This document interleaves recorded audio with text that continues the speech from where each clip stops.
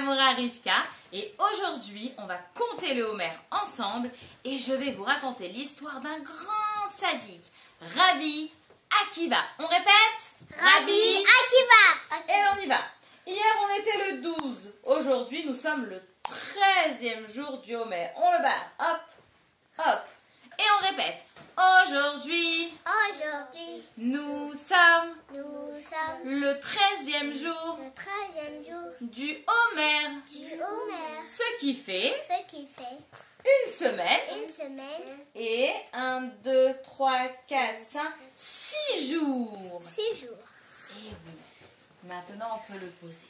Les enfants, il y a longtemps en Israël, quand il y avait encore la maison d'Hachem, le Beth Amikdash, vivait un grand sadique. Écoutez bien cette histoire. Il était une fois un berger qui s'appelait Akiva. Maman, j'ai dit Akiva. Ce Akiva-là, Akiva, on voit bien? Ce Akiva-là était un berger. Il gardait des moutons. Comme Moshe Rabbeinu. Oui, comme Moshe Rabbeinu. Ce Akiva qui était berger gardait les moutons d'un homme très riche. Il s'appelait Kalba Savoie. Kalba Savoie s'appelait comme ça parce qu'il était tellement riche que même les chiens de sa maison étaient rassasiés. Tout le monde dans sa maison avait beaucoup d'argent. Il avait plein d'argent et il avait plein de trésors, une très belle maison et beaucoup de gens qui travaillaient pour lui, dont Akiva le berger. Et Akiva était un homme gentil. Le pauvre, depuis qu'il était petit, il avait dû travailler et il n'avait pas pu aller à l'école et apprendre le Aleph Bet. Alors il ne connaissait rien du tout. Il ne connaissait pas Aleph, il ne connaissait pas Bet. Il ne connaissait rien du tout. La seule chose qu'il savait très bien faire, c'était garder les moutons et il le faisait super bien. Il était toujours à l'heure, il faisait toujours des choses gentilles et il était toujours honnête. Vraiment, c'était quelqu'un de très bien. Quelqu'un le regardait par la fenêtre pendant qu'il gardait les moutons. C'était la fille de Kalba Savoie le riche, Rachel. Rachel le regardait. Non, c'est une nouvelle Rachel. Rachel, la fille de Kalba Savoie, le regardait et disait: oh, mais je vois qu'en fait, il est très bien cet homme. Le pauvre, il n'a jamais pu rien apprendre. Mais maintenant, il peut apprendre. Je vois qu'il a un très bon cœur. Il est gentil, il aide les autres, il est honnête. Je crois que j'ai envie de me marier avec lui et de lui apprendre la Torah. Rachel partit voir son papa Kalba Savoie. « Papa, j'aimerais me marier avec le berger Akiva. »« Quoi ?» dit Kalba Savoie. « Oh non, non, non. Moi je veux que tu te maries avec quelqu'un qui connaît beaucoup de choses, qui a déjà appris la Torah. Je veux que tu te maries avec quelqu'un qui a de l'argent comme nous. Je veux pas que tu te maries avec un petit berger qui connaît rien du tout, a dit Kalba Savoie. « Papa, je sais qu'il peut devenir un grand sadique. Le pauvre, il n'a pas pu apprendre. Mais il va apprendre et tu verras qu'il connaîtra. »« Oh non, non, non. Écoute-moi bien, Rachel. Si tu te maries avec lui, c'est simple. Je ne veux plus jamais te voir à la maison. Je ne te donnerai pas d'argent. Tu devras travailler et tu n'auras plus tes belles robes, ta belle maison. » Rachel décida quand même de se marier avec Akiva. Elle est partie le voir et lui dit: « Akiva, je veux bien me marier avec toi à une condition, c'est que tu ailles apprendre la Torah. » Akiva était d'accord. Il rêvait d'apprendre la Torah. Il se maria avec Rachel. Ils étaient très pauvres. Kalba Savoie ne voulait rien leur donner. Ils devaient travailler tous les deux très dur, couper du bois, vendre de l'eau. Mais ils travaillaient. Rachel lui dit: « Akiva, tu m'as promis que tu allais étudier la Torah. » Il a dit: « Tu as raison, Rachel, mais j'ai très honte.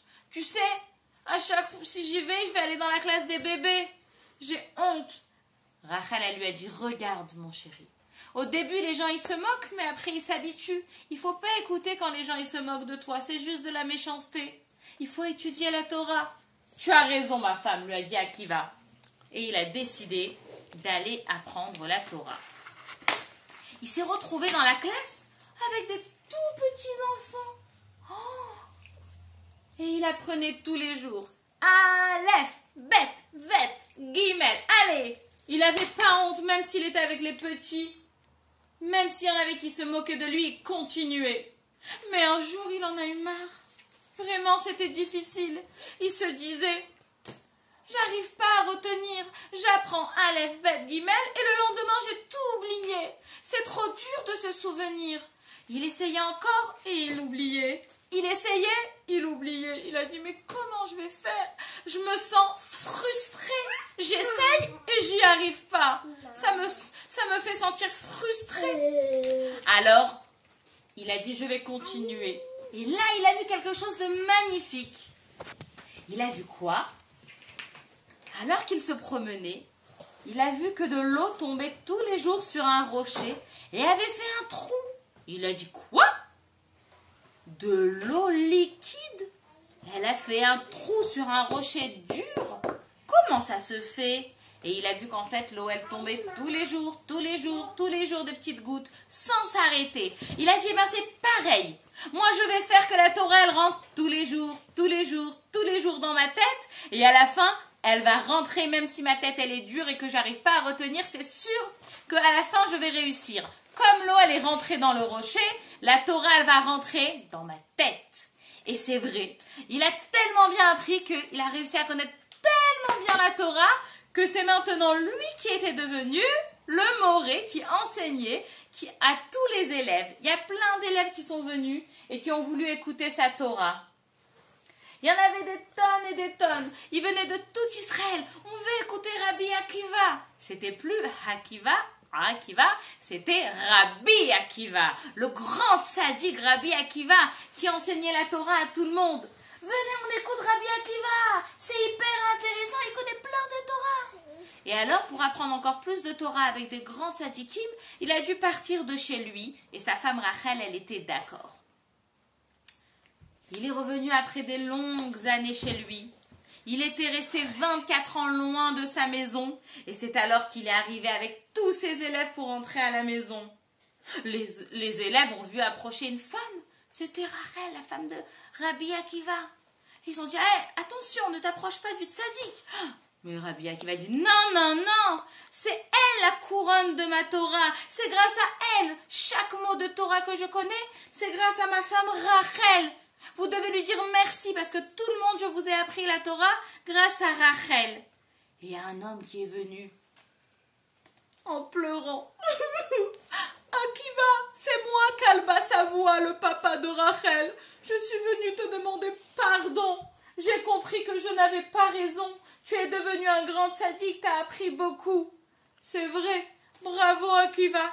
Et c'est comme ça que Rabbi Akiva a eu une très, très, très jolie vie. Je vous raconterai la suite demain.